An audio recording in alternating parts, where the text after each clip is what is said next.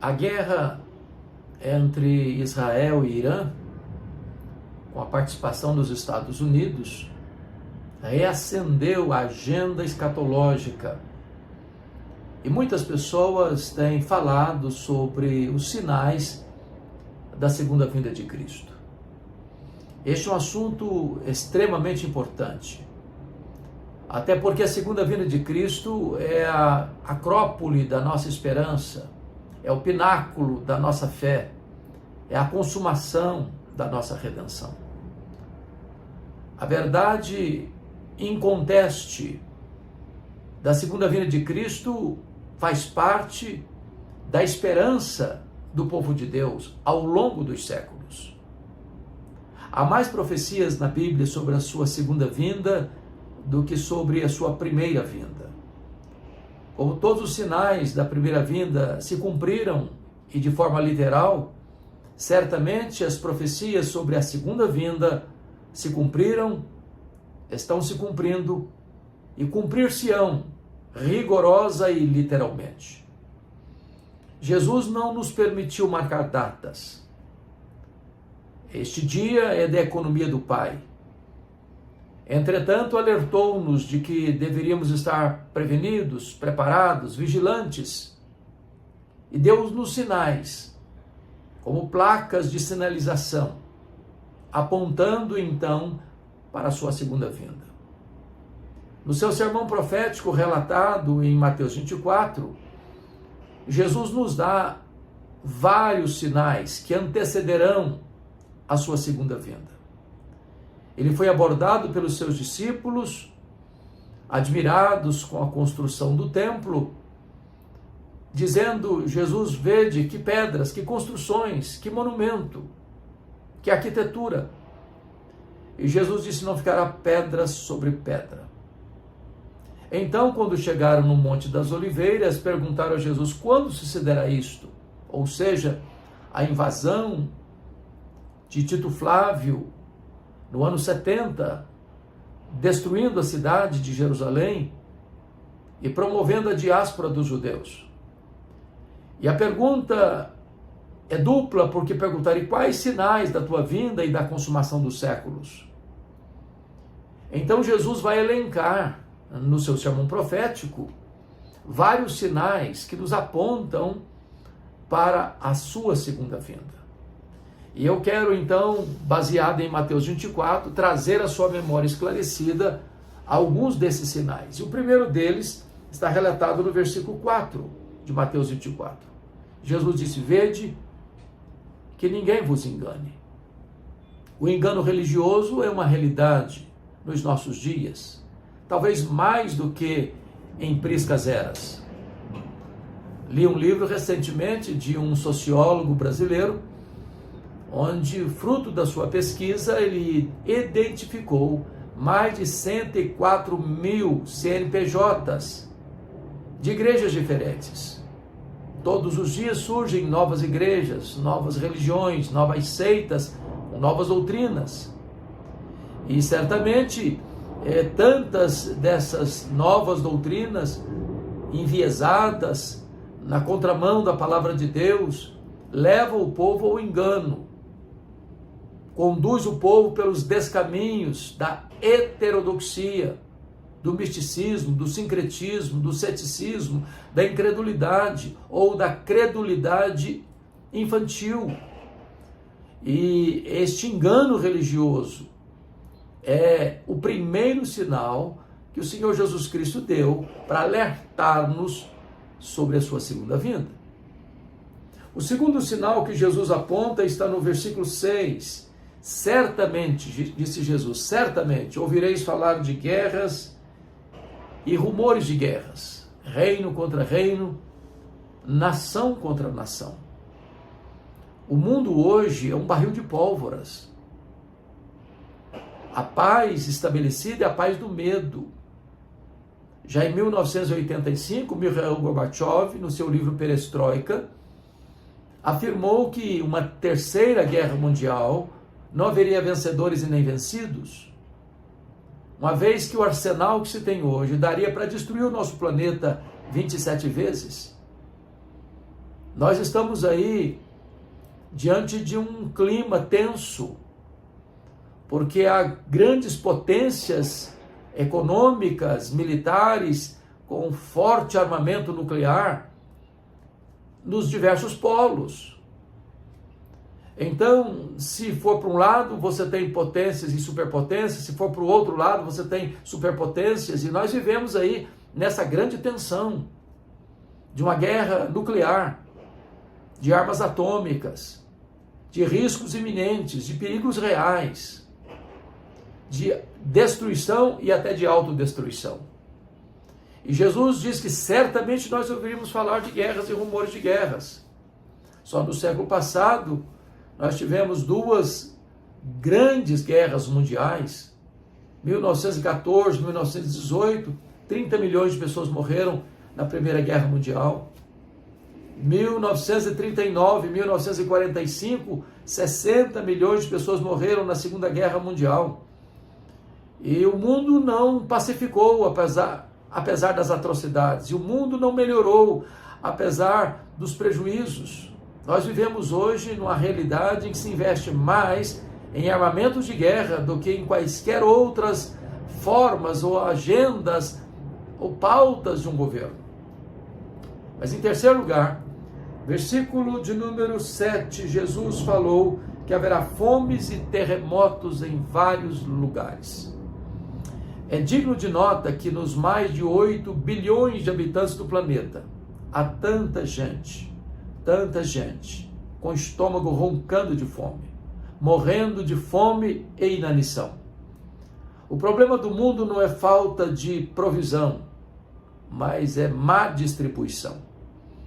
Enquanto uns morrem de comer, outros morrem de fome. Enquanto uns investem em luxo e ostentação, outros estão morrendo por falta do básico. A fome também é um efeito colateral das guerras sangrentas, desumanas tantas vezes. E haverá terremotos em vários lugares. O mundo está como que assolado, açoitado pelos abalos sísmicos, placas tectônicas balançando edifícios, prédios, pontes e trazendo tanta dor, tanto prejuízo, tantas vidas ceifadas. E esses terremotos têm se multiplicado mundo afora. A questão não é ter terremotos, é que tanto os terremotos, quanto as fomes, quanto as guerras, estão se multiplicando mundo afora. Isso são sinais da segunda vinda de Cristo. Mas ainda, no versículo 9, Jesus diz assim: sereis atribulados e vos matarão, sereis odiados de todas as nações por causa do meu nome. E aqui é a perseguição religiosa. Isso é um fato. A igreja cristã é uma igreja martírica. Nunca houve um período sequer na história em que ela não fosse perseguida. O mundo odeia a igreja. O diabo odeia a igreja.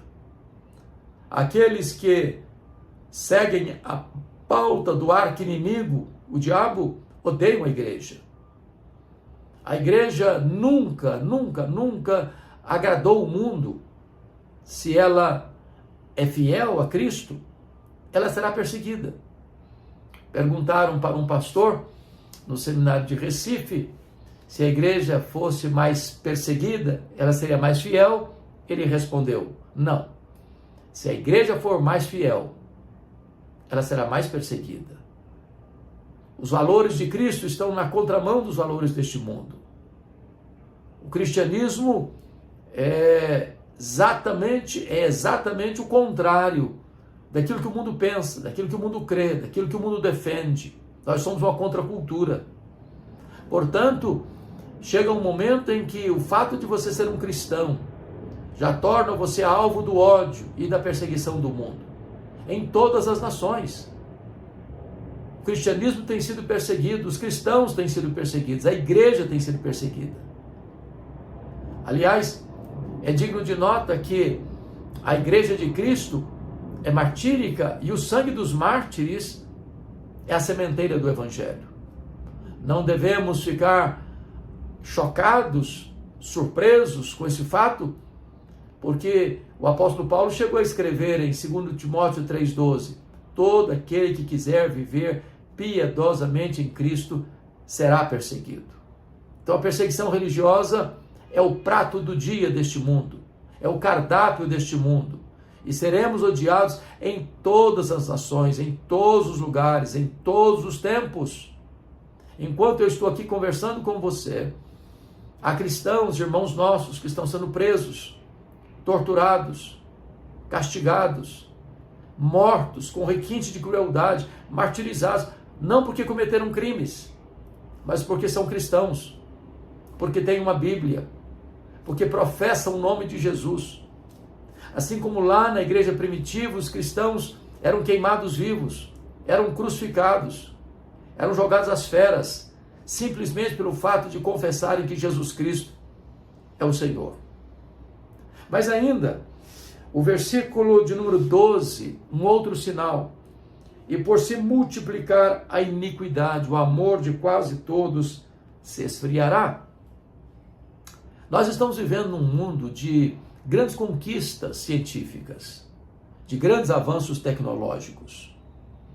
Nós temos hoje a capacidade de empacotar na cabeça de um alfinete todos os dados genéticos dos mais de 8 bilhões de habitantes do planeta. Falamos hoje da nanotecnologia, falamos hoje das aeronaves de guerra tão potentes, tão poderosas, que valem muito, muito, muito mais do que a mais excelente das aeronaves que transportam passageiros. Nós temos hoje um avanço extraordinário na medicina, na comunicação, agora com a inteligência artificial, tantas coisas exponenciais, espetaculares. E aliás, lá no livro de Daniel, nos é informado que o saber se multiplicará como um sinal da segunda vinda de Cristo. Estamos vivendo isso. Agora, não avançamos na área moral. Não avançamos. Ao contrário, regredimos. O homem hoje é um gigante na ciência e um nanico na vida moral. É a degradação. São as pessoas sucumbindo às drogas. São as pessoas se entregando à embriaguez. São as pessoas se entregando à prostituição. São as pessoas vivendo uma vida completamente às avessas. Não apenas na tolerância do erro e do mal, mas numa inversão de valores, chamando o doce de amargo, amargo de doce, luz de trevas e trevas de luz. É uma inversão de valores que nós estamos vivendo no mundo de hoje. E isso é um sinal eloquente da próxima, breve volta do Senhor Jesus Cristo. Foi Ele que nos alertou sobre isso, que por se multiplicar a iniquidade, o amor se esfriaria de quase todos. Então vivemos numa sociedade hedonista, consumista, materialista, hedonista, que olha para o seu umbigo, que não se importa com o próximo. Às vezes oprime ainda o próximo, o forte prevalecendo sobre o fraco, o culpado prevalecendo sobre o inocente, homens se vendendo para darem testemunhos falsos acerca do seu próximo, cortes sendo compradas, ricos e poderosos comprando sentenças a peso de ouro. E desta maneira, a violência prevalece nas altas rodas do poder, nas grandes transações comerciais, no comércio internacional, em todas as frentes, em todas as áreas, em todos os setores da sociedade, vemos a marca da violência, da corrupção, da maldade, da iniquidade prosperando. Isso é um sinal eloquente da volta do Senhor Jesus Cristo. Mais ainda, versículo 14: e o evangelho do reino será pregado por todo o mundo, para testemunha a todas as nações, então virá o fim. Vemos aqui um outro sinal da segunda vinda de Cristo, que é a pregação do evangelho por todo o mundo. E eu quero destacar aqui um ponto muito importante. É que, com o advento da internet, nós vemos o avanço desta agenda missionária da igreja. Porque hoje você está falando da sua própria casa, como eu estou fazendo aqui agora, da minha própria casa. E esse vídeo vai subir para uma plataforma de YouTube. E esse vídeo vai ser visto por pessoas, milhares e milhares e milhares de pessoas, não só no Brasil, mas mundo afora. Hoje você pode postar uma mensagem, como tem algumas, e já tem alguns milhões de pessoas que já ouviram, que já assistiram. Então, você pode estar pregando na sua comunidade, na sua igreja, na sua casa, no seu escritório, no seu estúdio. E esta mensagem alcançar centenas de nações. Esta mensagem chegar aos rincões, não só da nossa pátria, mas também aos locais mais distantes das nações mais longínquas da Terra. Graças a esse avanço da tecnologia, da internet. E hoje, louvado seja Deus, o testemunho do Evangelho tem chegado. O Evangelho do Reino tem sido proclamado. Pessoas do mundo inteiro, de todas as etnias, têm sido alcançadas pela pregação do Evangelho. E Jesus Cristo define que a pregação do Evangelho em todo o mundo, para testemunhar todas as nações, marcaria então esse tempo do fim. Então virá o fim. Louvado seja Deus. Essa agenda está sendo cumprida. Essa profecia está se cumprindo. E o Evangelho está sendo anunciado. Eu espero que você, que está me assistindo agora, possa responder ao apelo do Evangelho. E o apelo do Evangelho é: arrependei-vos e crede. Arrependei-vos e crede no Senhor Jesus. Porque todo aquele que crê e for batizado será salvo. Mas o que não crê já está condenado. Precisamos erguer os nossos olhos e ver os sinais eloquentes da segunda vinda de Cristo. Mas ainda, você vai encontrar no versículo 15, onde ele vai falar do abominável, da desolação, que Paulo chama de o homem iníquo, o homem da iniquidade, o homem sem lei, e que o apóstolo João vai chamar de besta ou anticristo. O mundo está como que preparado para seguir a qualquer líder mundial que proponha a solução para os graves e intrincados problemas da humanidade. O anticristo não é uma entidade, é uma pessoa, é número de um homem. 666, o máximo da imperfeição e da iniquidade. O anticristo vai ser adorado por todas as nações, exceto por aqueles cujos nomes estão escritos no livro da vida. Portanto, aqueles que creram em Jesus, que nasceram de novo, que foram justificados pela fé, que foram regenerados, que foram selados com o Espírito Santo, que têm seu nome escrito no livro da vida, esses jamais se curvarão diante do anticristo. Preferirão a morte à apostasia. Mas mesmo se morrerem, são vencedores, porque venceram o diabo e os seus agentes pelo sangue do Cordeiro e pela palavra do testemunho, que é a palavra da martiria, dispostos não a amar a própria vida, mas morrer pela sua fé. Então, precisamos estar prontos e preparados para esse tempo de grande angústia. E agora, ainda, o texto nos informa, no verso 21, porque nesse tempo haverá grande tribulação, como desde o princípio do mundo até agora não tem havido, nem haverá jamais. Agora é a grande tribulação. E a Bíblia usa expressões correlatas: a grande tribulação, o pouco tempo de Satanás, a manifestação do anticristo, a apostasia. São termos que representam os mesmos fatos nos mesmos tempos que precedem a segunda vinda de Cristo. A grande tribulação. Tempos difíceis, tempos angustiosos, como jamais aconteceram, como jamais haverão. E nós precisamos entender que a igreja é martírica. Ela não será poupada mas na grande tribulação. A igreja é a igreja martírica. É a igreja que será arrancada deste meio da grande tribulação. Porque quando Jesus voltar, então os mortos em Cristo ressuscitarão primeiro. Depois os que estiverem vivos serão transformados e arrebatados para encontrar o Senhor Jesus nos ares. E assim nós estaremos para sempre com o Senhor.